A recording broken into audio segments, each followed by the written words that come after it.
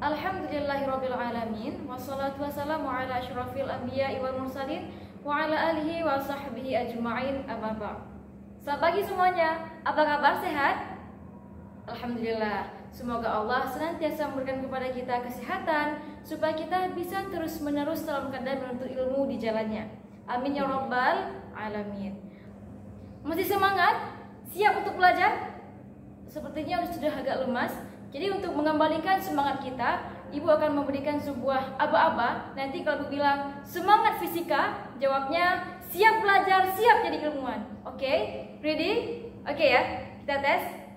Semangat fisika? Oke, bagus.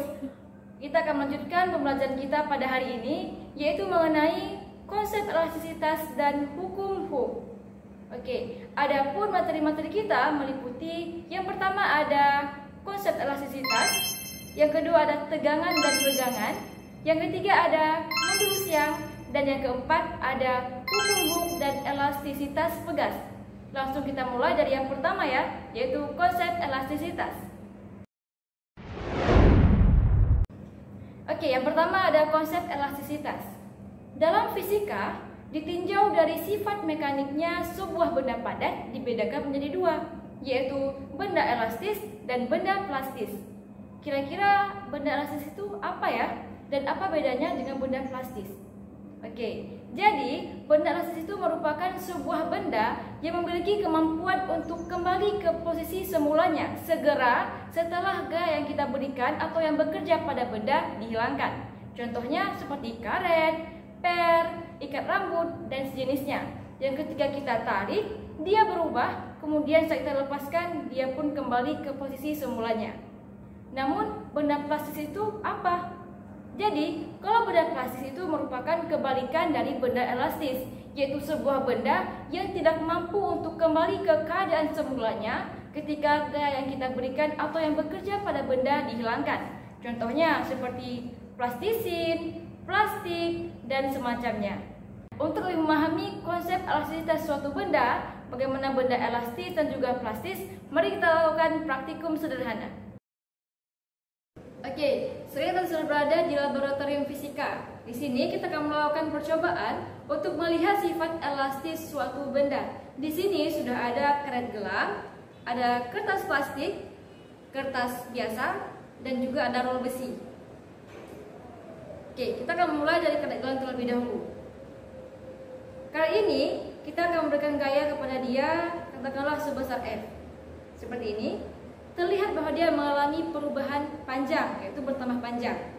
Kemudian ketika gaya kita hilangkan seperti ini, nah ternyata dia bisa kembali lagi ke bentuk semula. Hal ini menandakan bahwasanya karet gelang memiliki sifat elastis, yaitu mampu kembali ke keadaan semula sesaat setelah gaya yang kita berikan kita hilangkan. Oke, yang kedua ada kertas plastik. Sama seperti karet gelang tadi, kita akan menariknya juga di kedua sisinya seperti ini. Wah, terlihat kalau dia sudah berubah bentuk. Namun, ketika gaya yang kita berikan kita hilangkan seperti ini, ternyata dia tidak bisa lagi kembali ke posisi semulanya. Hal ini membuktikan bahwasanya plastik memiliki sifat plastis, yaitu tidak mampu kembali ke posisi semulanya setelah gaya yang kita berikan kita hilangkan. Oke. Yang ketiga, kertas. Sama saja, kita juga akan memberikan gaya yang sama kepada kertas ini. Oke, seperti ini. Wah, ternyata ketika kita memberikan gaya kepada kertas, dia langsung robek. Hal ini menandakan bahwasanya kertas ini tidak memiliki sifat elastis dan juga plastis. Buktinya, saat kita kenakan gaya, dia langsung terobek. Oke. Dan yang terakhir ada roll besi. Sama saja, kita juga akan memberikan gaya kepada roll ini, namun arahnya ke bawah, seperti ini. Oke, terlihat bahwa dia sudah mengalami perubahan bentuk. Namun, ketika kita menghilangkan gaya pada roll ini, seperti ini, wah, ternyata dia bisa kembali ke posisi semulanya. Hal ini membuktikan bahwasanya logam atau roll besi memiliki sifat elastis, yaitu mampu kembali ke posisi semulanya. Hal inilah yang membuat pegas ataupun per terbuat dari logam karena dia memiliki sifat elastis. Oke ya, Kita telah melakukan praktikum tadi untuk membuktikan bagaimana sebuah benda dikatakan elastis, plastis, dan juga sampai patah. Nah, perlu kita ketahui bahwasanya sebuah benda elastis itu bisa saja menjadi benda plastis bahkan patah. Hal ini bergantung dari seberapa besar dan kuat gaya yang bekerja pada benda. Dalam hal ini, perlu kita ketahui bahwasanya sebuah benda elastis hanya akan bersifat elastis jika gaya yang bekerja pada benda tidak melebihi batas elastisitasnya. Nah, kira-kira batas elastisitas itu apa ya? Jadi, dalam konsep elastisitas ada beberapa istilah yang perlu kita pahami. Yang pertama ada fase elastis, yang kedua ada batas elastis, yang ketiga ada fase plastis, yang keempat ada batas plastis, dan yang kelima ada titik patah. Untuk memahaminya, mari kita perhatikan grafik berikut ini.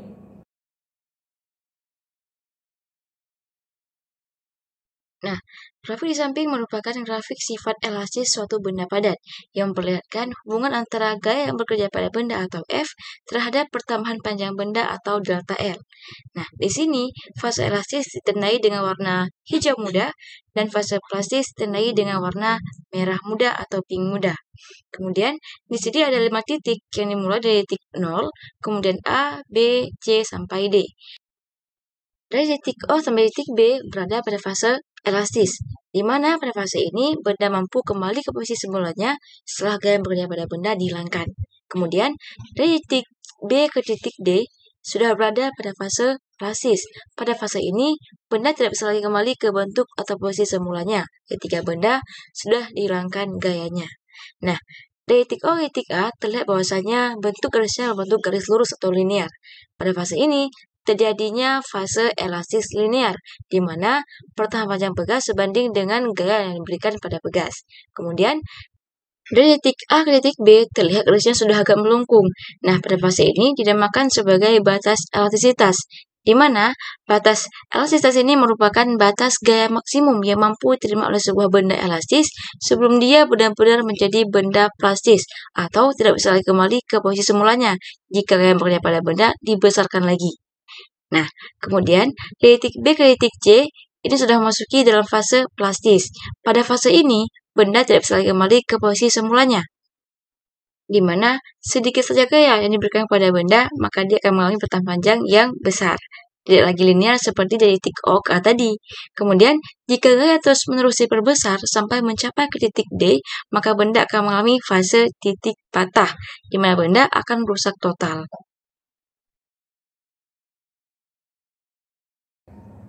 Nah, kita telah belajar mengenai konsep elastisitas ya, mulai dari pengertian elastisitas, kemudian bagaimana benda-benda elastis itu, dan sampai kita belajar grafik-grafik yang mencakup istilah-istilah dalam elastisitas.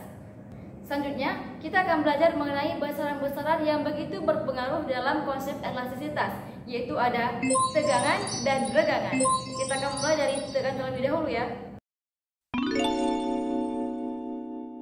Yang pertama ada tegangan ataupun stres. Apa ya itu tegangan? Apakah kita stres karena beban hidup? Tidak juga. Jadi, tegangan itu ialah seperti ini.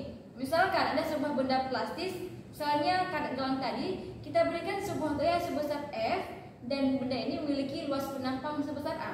Maka itulah yang disebut dengan tegangan. Dengan kata lain, tegangan ini didefinisikan sebagai gaya internal yang bekerja pada suatu benda yang memiliki luas penampang sebesar A. Ataupun bahasa tegangan ini ialah perbandingan antara gaya tarik yang kita berikan terhadap luas penampang benda, di mana secara matematis dirumuskan menjadi sigma sama dengan F per A. Sigma ialah tegangan dengan satuan Newton per meter kuadrat atau Pascal. Kemudian F ialah gaya dengan satuan Newton, dan A ialah luas penampang dengan satuan meter kuadrat. Dari rumus tersebut kita bisa melihat bahwasannya sebuah tegangan dipengaruhi oleh seberapa besar gaya yang kita berikan dan juga luas penampangnya, di mana tegangan ini dia lurus dengan gaya dan juga berbalik dengan luas penampang. Hal ini menunjukkan bahwasannya ketika ada dua benda dengan luas penampang yang berbeda, kita kenakan gaya yang sama, maka tegangan yang akan terjadi adalah lebih besar pada benda yang memiliki luas penampang lebih kecil. Kenapa? Dikarenakan tegangan ini berbanding terbalik dengan luas penampang. Semakin besar luas penampang suatu benda, maka tegangannya akan semakin kecil. Yang kedua ada regangan ataupun strain. Jadi, tegangan ini terjadi karena adanya tegangan. Ketika kita memberikan sebuah gaya kepada benda plastis yang memiliki luas penampang sebesar A, maka tentunya benda yang awalnya memiliki panjang sebesar L0 akan bertambah menjadi L, sehingga terjadilah pertambahan panjang benda. Hal inilah yang disebut dengan regangan, yaitu pertambahan ukuran ataupun bentuk sebuah benda akibat adanya tegangan. Besarnya sebuah regangan itu sama dengan perbandingan antara pertambahan panjang benda dengan panjang mula-mula benda. Secara matematis kita bisa menuliskan E sama dengan delta L per L0, di mana E ialah regangan, delta L ialah pertambahan panjang dengan satuan meter, dan L0 ialah panjang mula-mula dengan satuan meter. Jadi dari sini kita bisa melihat bahwasanya regangan ini dipengaruhi oleh pertambahan panjang benda dan juga panjang mula-mula, di mana semakin besar pertambahan panjang benda, maka berarti regangannya pun akan semakin besar.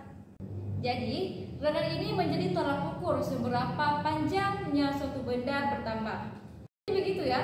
Kalau tegangan tadi merupakan ukuran seberapa kuatnya gaya yang kita berikan, sedangkan tegangan ini merupakan seberapa besar ataupun jauh pertambahan bentuk atau panjang suatu benda. Selanjutnya, kita akan membahas mengenai modulus Young.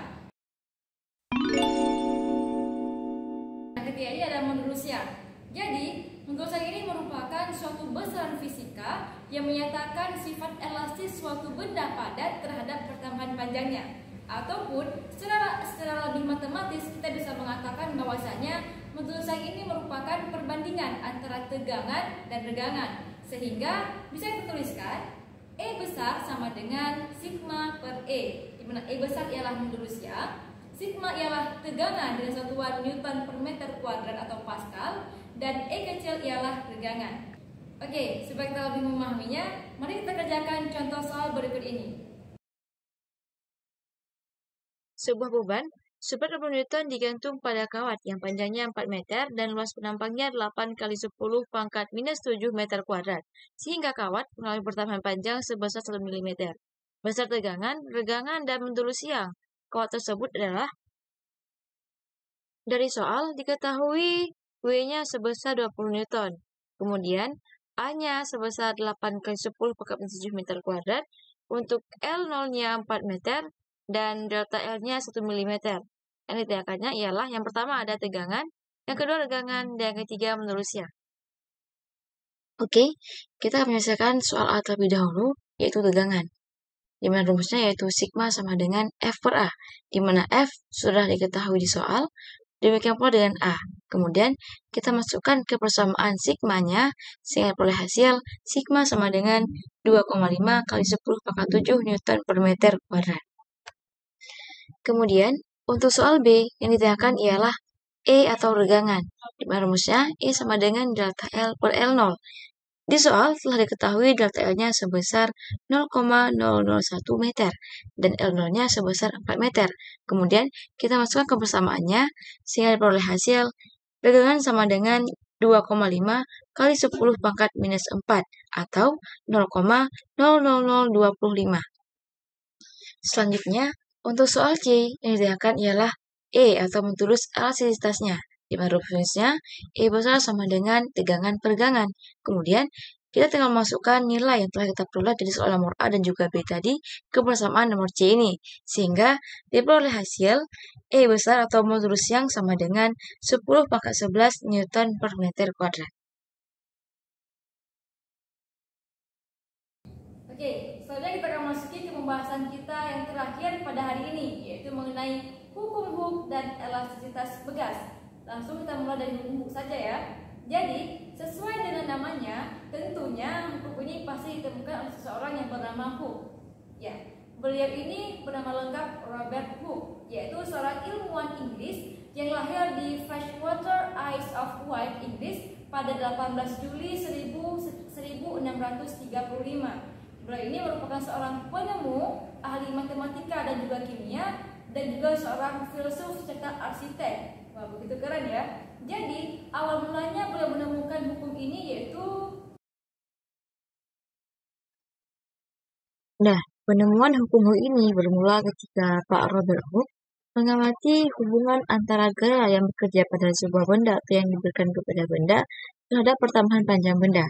Nah, alhasil, ketika beliau melakukan percobaan, beliau melihat bahwasanya hubungan antara pertambahan panjang benda dengan gaya tersebut ialah berbanding lurus, di mana semakin besar gaya yang diberikan kepada sebuah benda, maka pertambahan panjangnya pun juga akan semakin besar. Kemudian berangkat dari sinilah, kemudian beliau menemukan sebuah persamaan baru yang kemudian dikenal dengan hukum Hooke. Ia menyatakan F sama dengan K dikali X atau F sama dengan minus K dikali delta X. Dalam kasus ini menunjukkan bahwasanya arah gaya berlawanan dengan pertambahan panjang benda atau delta X-nya. Menurut Pak Robert Hooke ini, dengan adanya X yang diukur menggunakan posisi keseimbangan pegas dan minus akan menunjukkan bahwa pegas diregangkan. Begitu sebaliknya, ketika mendesak pegas atau mendorong pegas, maka gaya pegas akan bertanda positif karena searah dengan X-nya. Dari rumus tersebut dapat diketahui F ialah gaya tarik yang diberikan pada benda dan satuan Newton, K merupakan konstanta pegas, dan delta X ialah pertambahan panjang pegas. Hukum Hooke sendiri berbunyi, jika gaya tarik yang diberikan pada sebuah pegas tidak melampaui batas elastisitasnya, maka pertambahan panjang pegas berbanding lurus dengan gaya tarik yang diberikan. Selanjutnya, kita akan bahas mengenai susunan pegas. Dalam susunan pegas, dua pegas atau lebih bisa disusun secara seri maupun secara paralel. Oke, kita akan bahas terlebih dahulu susunan pegas secara seri. Untuk gambarnya bisa dilihat seperti gambar di bawah ini. Nah, jika dua pegas atau lebih dirangkai secara seri, maka yang pertama untuk gaya tariknya itu sama semua, di mana F total sama dengan F1 sama dengan F2. Namun, untuk pertambahan panjangnya berbeda-beda, di mana pertambahan panjang sistem pegas ialah sama dengan pertambahan atau penjumlahan dari pertambahan panjang pegas 1 dan pertambahan panjang pegas 2. Atau, secara sistematis bisa kita tuliskan delta X total sama dengan delta X1 tambah delta X2. Kemudian, dengan menggunakan dua persamaan tersebut, yaitu F sama dengan F1 tambah F2, dan delta X sama dengan delta X1 tambah delta X2, maka kita bisa memperoleh untuk konstanta pengganti pegas seri ialah 1 per K sama dengan 1 per K1 tambah 1 per K2. Selanjutnya, untuk susunan pegas paralel, gambarnya seperti ini. Nah, jika dua pegas atau lebih dirangkai secara paralel, maka untuk gaya tarik total sistem itu merupakan penjumlahan dari masing-masing gaya tarik yang bekerja pada pegas 1 dan pegas 2. Sehingga untuk F totalnya sama dengan F1 tambah F2. Namun, untuk pertambahan panjang sistem pegas ialah sama dengan pertambahan panjang pegas 1 dan pertambahan panjang pegas 2. Atau secara matematis, kita bisa menuliskan delta X total sama dengan delta X1 tambah delta X2. Kemudian, menggunakan dua persamaan tersebut, kita bisa memperoleh untuk konstanta pengganti pegas paralel ialah Kp sama dengan K1 tambah K2.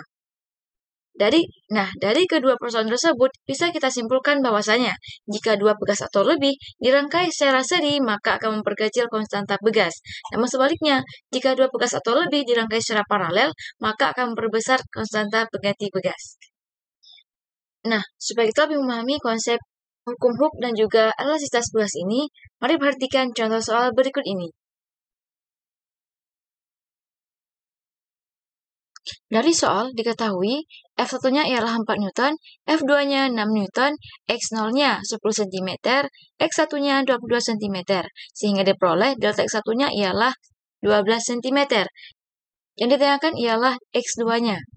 Nah, sehingga dengan menggunakan persamaan hukum Hooke yaitu F sama dengan K kali delta X, maka diperoleh untuk delta X2-nya ialah F2 per F1 dikali delta X1.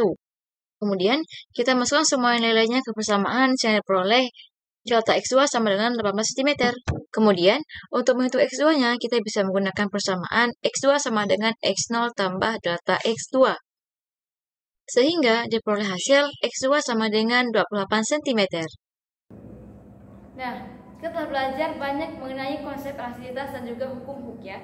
Jadi dari tadi kita sudah mengetahui bagaimana itu definisi dari elastisitas, plastis, dan juga sebuah benda dikatakan patah itu bagaimana. Dan kita juga telah belajar mengenai konsep tegangan, regangan, mundur siang, sampai ke hukum Hooke dan elastisitas tugas. Semoga apa yang telah kita pelajari hari ini bisa bermanfaat, khususnya dalam kehidupan kita sehari-hari. Ibu akhiri, wassalamualaikum warahmatullahi wabarakatuh. Sampai jumpa lagi.